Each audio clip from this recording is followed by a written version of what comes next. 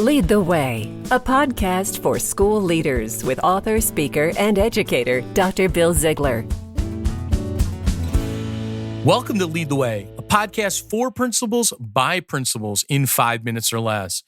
Today, we are with a complete rock star and someone that everyone knows is a champion for principals, Eric Sheninger. Eric is a best-selling author, the NASSP first ever Digital Principal of the Year, and he's the Associate Partner for International Center for Leadership in Education. Eric, it's so great to have you on the program today. Honored to be here, Bill. Eric, principals have perhaps the biggest job they've ever had before, and that is re-entry this fall.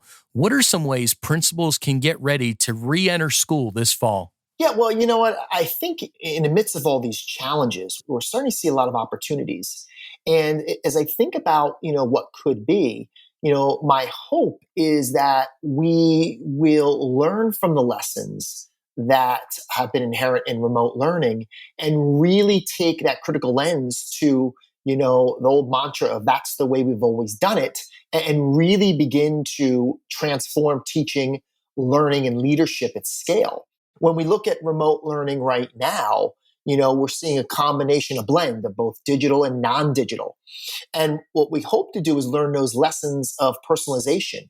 Right now we're seeing kids go follow their own path, going at their own pace. The place now is home. It's virtual. But we're also seeing educators start to incorporate aspects of voice and choice. So if we can focus on those 3 Ps, path, pace, place, and combine those other elements of agency, voice, and choice, we can really move from education, which has often been done to kids, to more a learning experience that the kids want to be a part of, that really caters to their unique abilities, their passions, and their interests, while engaging them in critical thinking. Wow, Eric, those are a ton of great words of wisdom and practical advice for principals as we prepare to move forward. One of the things that I really think about, and I know principals are struggling with right now, is how do we close the learning gap with students? The learning gap that was missed from the 4th marking period here. What are some strategies you would give principals in closing the learning gap? Yeah, I think now really is for principals to take advantage of the $13 billion that's been made available by the U.S. Department of Education to do professional development for their teachers, for their schools now. Just because we're virtual doesn't mean we can't support our teachers.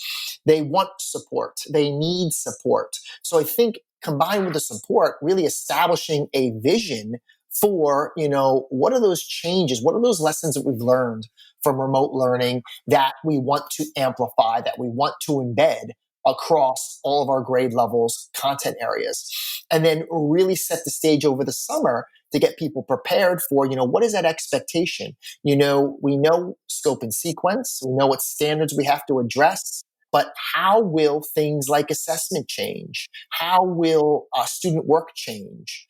How will the conditions under which kids learn change? And these are things that we're seeing firsthand right now. What investments, if any, will we make in personalized and adaptive technology tools so that we can take these elements, especially, I look at my own 2 kids and they're thriving because they can go at their own pace and they can go back and review content. They can get extra help, and that frees them up to really go deeper into other concepts. So I think for the principals, again, vision for, what learning will look like, and providing the support now, not just for their teachers, but support for themselves. Eric, thanks so much for those practical words of wisdom for principals.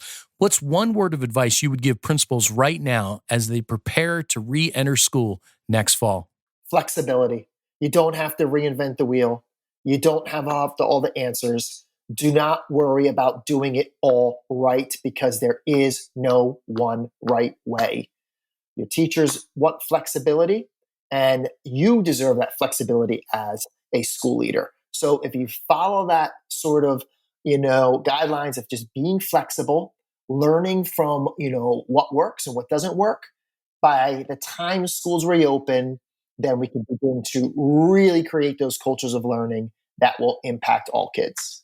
Eric, thanks so much for those words of wisdom. Be patient and be diligent. Wow, that's so powerful and a great reminder. Eric, I just want to thank you so much for being a champion and a complete rock star for principals, educators, and students nationwide. Thank you for all the work that you're doing and for being on Lead the Way today. My pleasure, Bill. You've been listening to Dr. Bill Ziegler with Lead the Way. Bill has great resources for school leaders at chaselearning.org. That's chaselearning.org. Thanks for listening to Lead the Way with Dr. Bill Ziegler.